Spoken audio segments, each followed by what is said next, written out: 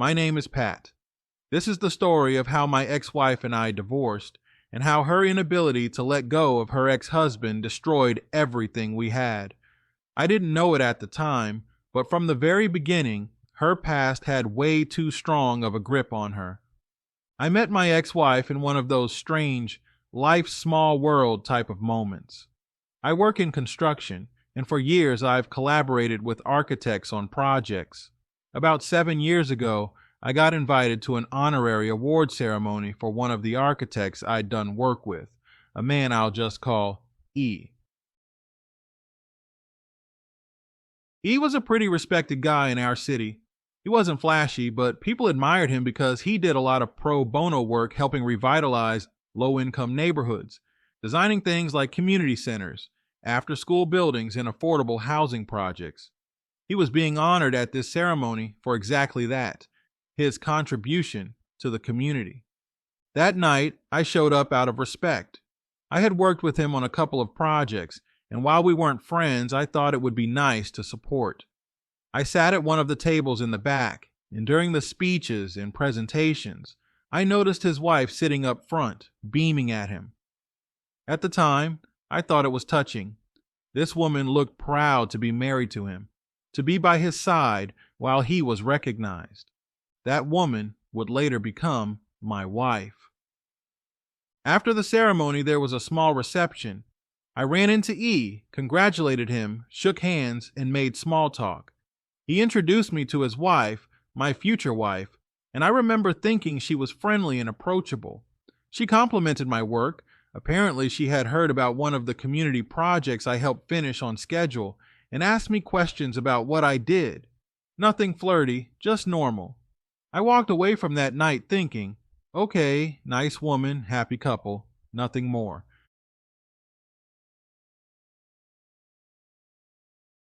The shift. A few months after that ceremony, I got a call from E about doing some renovation work at their home. It wasn't a massive project, just some remodeling. I agreed, and that's when I started spending more time around their house. Naturally, I saw his wife more often. Now, let me be clear. When I first met her, I had no romantic interest.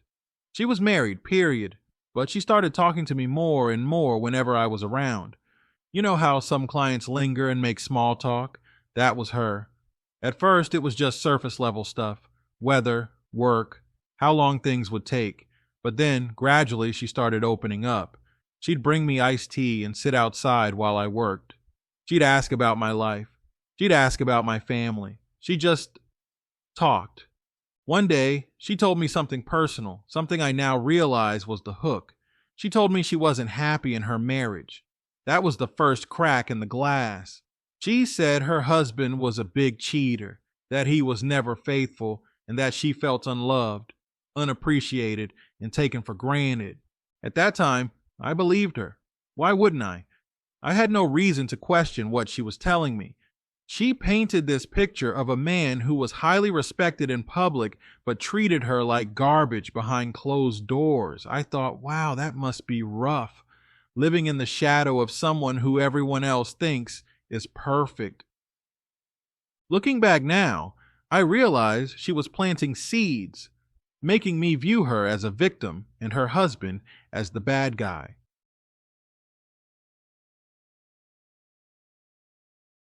From confidant to fiancé. Fast forward about a year from that first home project. By that point, I wasn't working at their home anymore, but we had kept in touch.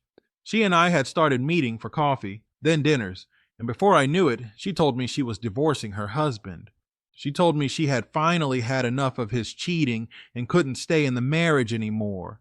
She was crying, venting, and telling me how much she regretted wasting years of her life on him. And I was the guy there to listen, the guy who made her laugh, the guy who told her she deserved better. I was the rebound, though I didn't see it that way at the time. Within months of her divorce being finalized, she and I were engaged. Looking back, I should have seen the red flags. Everything was too fast. She went from one marriage to me, almost without taking a breath. But I convinced myself that maybe this was one of those meant-to-be love stories. We got married less than 2 years after her divorce. She moved into my house. At first, life felt perfect. She was affectionate. She cooked for me. She decorated our home in a way that made it feel warmer. I thought, this is it. I finally found someone who appreciates me. The diary. Our marriage stayed perfect for about the first 2 years. Sure, there were normal bumps, but nothing that made me doubt her, or so I thought. Then one day I stumbled onto something that shattered everything. I wasn't snooping at first. I was cleaning out our nightstand drawers, and I found a notebook tucked in the back. At first, I thought it was just a journal, maybe some to-do list. But when I flipped it open, I realized it was her diary. Now I know people will judge me for reading it, but let me explain my mindset. I had already noticed little things that didn't sit right. She still had pictures of her ex-husband tucked into old photo albums. She would sometimes bring his name up randomly, like when talking about architecture or community events. And once or twice I caught her looking at his social media. Nothing that screamed affair, but enough to make me feel uneasy. So yeah, I opened that diary, and what I read, I'll never forget. She was obsessed with him. The entries weren't just casual I miss him stuff, no.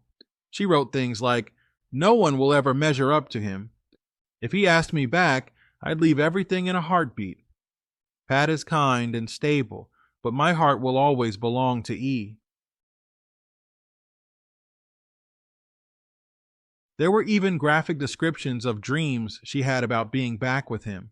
And the worst part, she wrote about the divorce.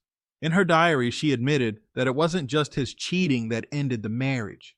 She had cheated too. Twice. Reading those words, I felt like the floor dropped out from under me. Everything I thought I knew about her, about our relationship, about how we even came together, it was all a lie. The phone. After reading the diary, I couldn't unsee the signs. I felt paranoid. I started wondering, is she still in contact with him? Is this obsession just in her head, or is she actively trying to get him back? So, I did what I never thought I'd do. I went through her phone, and sure enough, my gut was right. There were messages between her and her ex-husband, and not just casual, "Hey, how are you?" messages. She was begging him to take her back, saying things like, "We were always meant to be together. I regret leaving you. If you'd have me, I'd come back today." And he wasn't exactly shutting her down. He wasn't begging her back, but he wasn't discouraging it either. He strung her along, saying things like, "Maybe someday," or "We'll see." So, here I was, her husband, and my wife was basically auditioning for the role of ex-wife turned second wife with her old flame. The confrontation. I confronted her. I didn't scream. I didn't throw things. I just sat her down and told her what I found. First, she denied everything. She said I misunderstood. She said the diary was just her venting and that the texts were old. But when I showed her the dates, when I read her words back to her, she got defensive. Then she flipped the script on me. She said I was abusive for reading her private things. She said I was the problem because I invaded her privacy. It was classic deflection, no accountability. That was the moment I realized our marriage was over. The divorce. I filed for divorce. I wasn't going to waste another year of my life with someone who was emotionally married to someone else.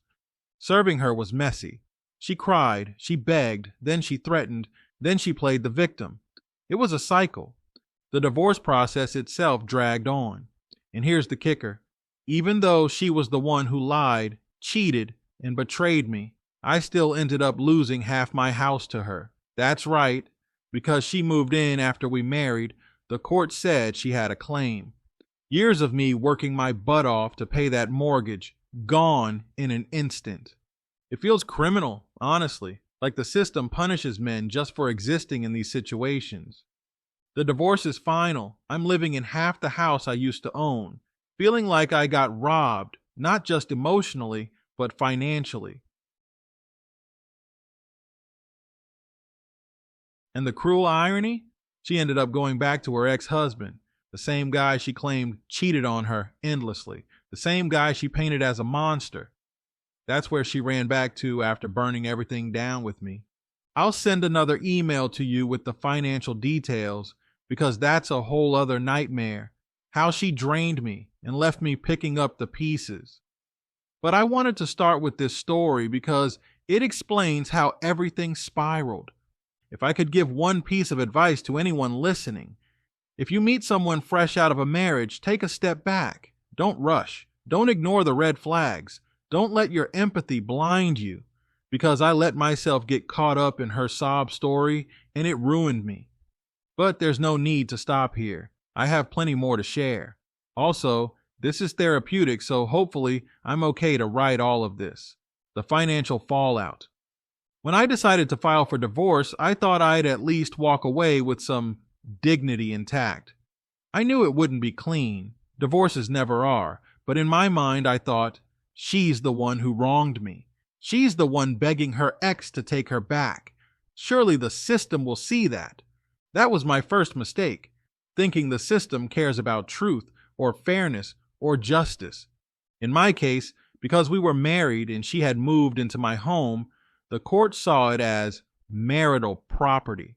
It didn't matter that I had bought the house years before I ever met her. It didn't matter that I was the one paying the mortgage long before she came along. The moment she moved in and we got married, that house became fair game in the eyes of the law.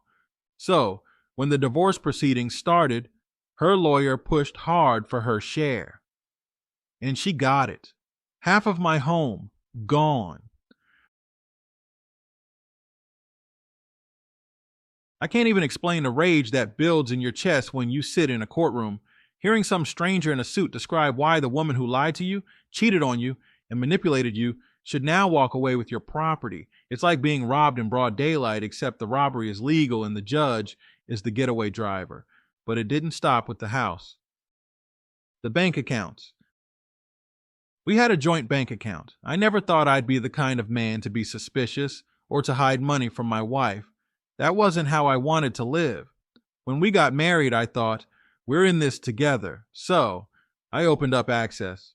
She had her own checking, sure, but I added her name to mine. Biggest mistake of my life. When things started going south, I noticed money disappearing here and there. Little withdrawals that didn't make sense. Purchases I never approved of. By the time I confronted her, it was too late. She had siphoned off thousands. And the court didn't care because once your names are on an account together, it's all shared. Do you know how humiliating it feels to work overtime, to pick up side jobs, to put sweat into saving money for emergencies, only to find out it went to God knows what? I'll never know where all that money really went. Maybe she used it to buy herself gifts. Maybe she used it to help out her ex. Maybe it was just petty spending, but it's gone, and I'll never get it back. The car. This one still makes me laugh, but only in that bitter, sarcastic way. Before I married her, I had one car, a reliable Ford truck I'd had for years. When we married, she complained that it wasn't family friendly. She wanted something newer, something more practical. So against my better judgment, I co-signed on a newer SUV for her. Guess who got stuck with the payments after the divorce? Yeah, me. She walked away with the car, and I walked away with the debt. Every time I write that monthly check, I feel like I'm paying a subscription fee for the privilege of being humiliated. The credit cards. Another gem. She racked up credit card debt in both our names. It wasn't outrageous, but it was enough to sting. Vacations, clothes, home decor, things she needed to make our life together better. Well, after the divorce, guess what? The credit card companies don't care who bought what. If your name is on it, you're liable. So I got stuck paying off charges I didn't make for things I didn't even want. The emotional toll of money. Here's the thing people don't talk about enough. Financial betrayal hurts just as much as romantic betrayal, sometimes more. When someone cheats on you, it wrecks your heart. When someone drains your money, it wrecks your future. Every time I look at my bank account, I don't just see numbers. I see hours of my life I'll never get back. Hours I spent sweating on construction sites, pulling overtime shifts, missing out on weekends with friends. All of it just flushed down the drain because I trusted the wrong person.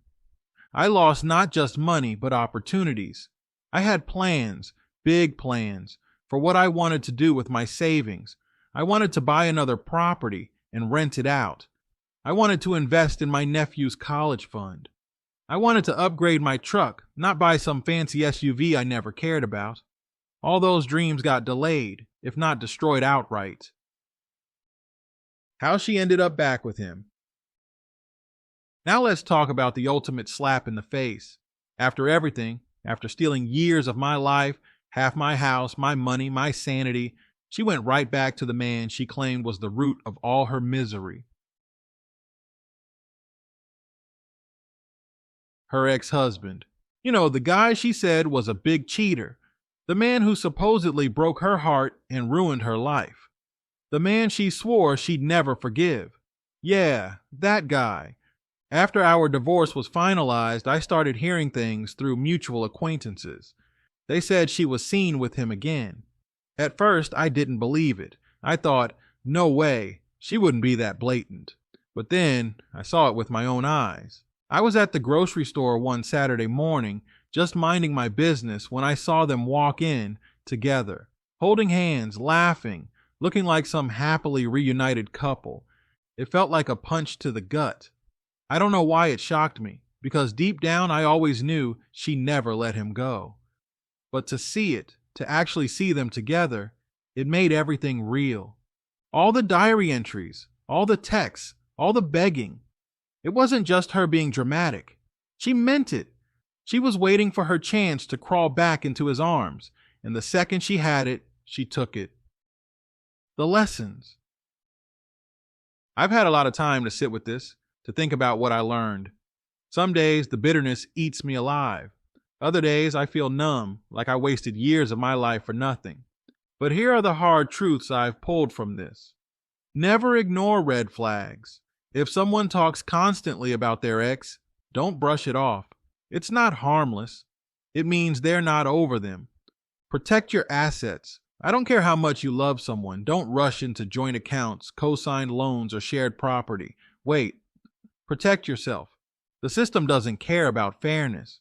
Divorce court isn't about right or wrong. It's about division. And often, men get the short end of the stick. People rarely change. She said her ex was a cheater, but she still went back to him. Why? Because that's who she always wanted. End of story. Where I am now. I'm rebuilding. It's slow and it's painful, but I'm doing it. I downsized my lifestyle to adjust for the financial hit. I'm focusing on work and trying to save again. I've cut contact with her completely. Blocked numbers, no social media, nothing. Some days I feel like I'll never trust another woman again. Other days I feel like maybe, just maybe, I'll meet someone who deserves me. But if that day ever comes, I'll be a lot more cautious. For now, I'm just putting one foot in front of the other. I'm sure you wouldn't be surprised to learn that she went back, though. I know that's probably not a shocker to you. Their reunion. After the divorce, she wasted no time going public with her old flame. I told you before that I spotted them together at the grocery store, holding hands, looking like some power couple who had been reunited against all odds. At first, it made me sick. I felt humiliated. I thought, how could she rub this in my face? But after that, I started hearing more. Mutual acquaintances told me they were back together full time. They went to charity events as a couple. She moved into his home, the same home she had once left in dramatic fashion, crying about his cheating ways. From the outside, it looked like she had gotten everything she wanted. I'll admit, it stung. There were nights I sat alone in my half-empty house, paying bills she left me with, thinking, was I just a stepping stone? Did she ever love me? Or was I just a placeholder until he decided he wanted her again? The cracks show. The thing about social media and gossip is that it always paints a prettier picture than reality. But cracks started to show sooner than I expected. At first, people would whisper about arguments. A friend of mine, who still did occasional contracting work for her ex, mentioned hearing shouting matches through the walls while he was fixing up a project in the basement. He said it was bad. Later, I saw it myself. One evening, I was at a local bar with a buddy, and in walked the two of them. They didn't notice me, but I noticed them. He was dressed to the nines. He looked irritated, and they sat at the bar in tense silence. At one point, she leaned in, whispering aggressively, and he just rolled his eyes and turned away. It wasn't the picture of romance she had painted in her diary. Old habits. The truth is, people don't change just because they get back together. If anything, old habits come back stronger. Remember, she once told me her ex-husband was a big cheater. That's how she justified leaving him. Well, guess what? The guy didn't suddenly become faithful because she came crawling back. From what I've been told, he went right back to his old ways. She caught him texting other women. She accused him of staying late at work for reasons that had nothing to do with blueprints. She stalked his social media like a hawk. Basically, she lived in paranoia. And yet, here's the kicker. She didn't leave him. She couldn't. For some reason, this man had a hold on her I'll never understand. She put up with things she once claimed were deal breakers. Money problems. On top of the cheating issues, they started fighting about money.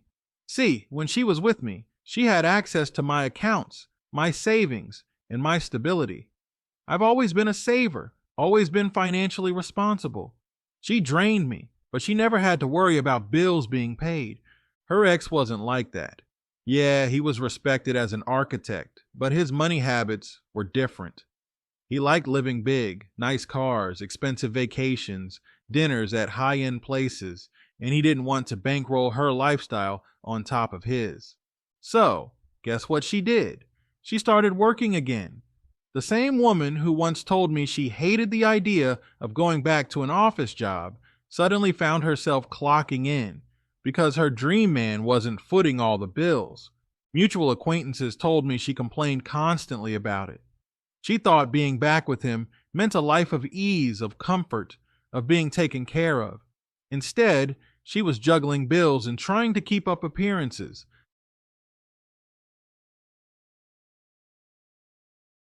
The blow-up. The real turning point came about a year into their reunion.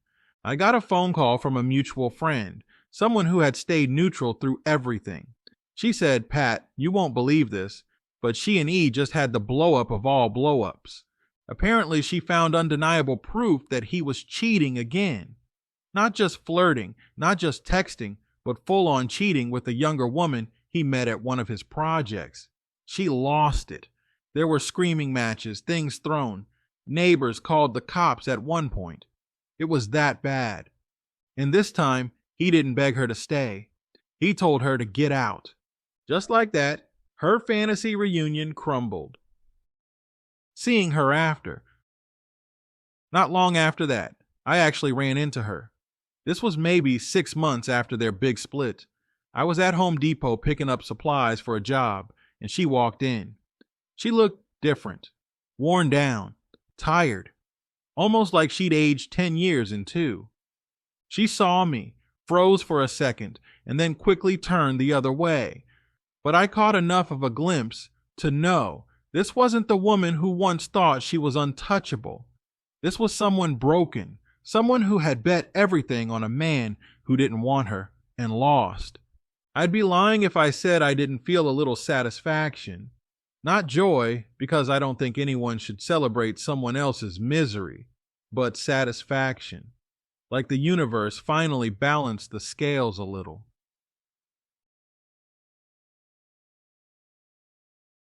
Reflections. Watching all this unfold taught me a lot about people, relationships, and karma. Here's what I've realized: obsession is poison. My ex wife never let go of her ex. She built her whole identity around him, and in the end, it destroyed her. What starts broken stays broken. If a relationship ends because of cheating and lies, getting back together won't fix it. It'll just reopen old wounds. Karma doesn't need help. I wanted so badly to expose her lies when we were together, to make everyone see the truth. But life did that for me. All I had to do was sit back and watch. Rebuilding matters. While she was spiraling, I was slowly putting my life back together. It's not glamorous, but it's real, and it's mine. I'm not rich. I'm not dating anyone. I'm not living some fairy tale life, but I have peace. And honestly, peace is worth more than anything she could have given me. I've rebuilt some savings. I've started a couple of new projects at work. I even took a small vacation by myself, something I never would have done before. It felt good to just exist without someone draining me emotionally and financially. As for her, last I heard, she's bouncing between jobs, trying to keep her head above water. Her reputation isn't great because people know about the drama. She's not with her ex anymore, and from what I gather, he's already moved on to someone else. So, the woman who once thought she could manipulate her way into the perfect life ended up with nothing. Final thoughts. If there's one thing I want anyone listening to take from this, it's this: never ignore patterns. If someone has a history of obsession, lying, or cheating, don't think you'll be the exception. You won't be. I wasted years of my life on someone who never loved me. Not really. But at least now I can say I learned. I can say I got out. And I can say that I found peace watching karma do what karma does. Thanks again for giving me a space to share this. Writing it down is like therapy, and maybe it'll help another guy out there see the signs before it's too late. Take care, Pat.